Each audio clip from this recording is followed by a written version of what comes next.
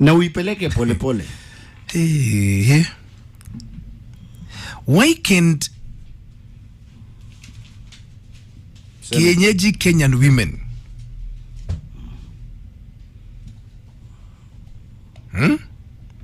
pole pole. Why can't you be like Somali women? Mwalimu said, if you think about it, there is no Somali man who's ever out of the house after 9 o'clock. Wanafikaga nyumbani 7 p.m. 7 p.m. Na wanachongaga gomba. They wanatema wanaenda kwa nyumba. Yes. 7, latest 9. They eat their wives' food. Yes.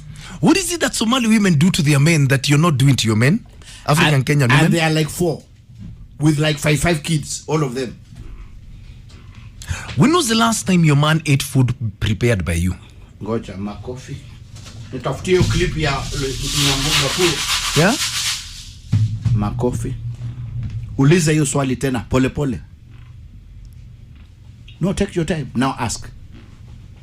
When was the last time your man ate food prepared by you? Bas, makofi.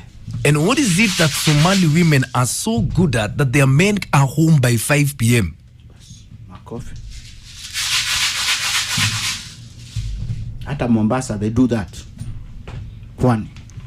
So what do these women do that you don't do, ladies?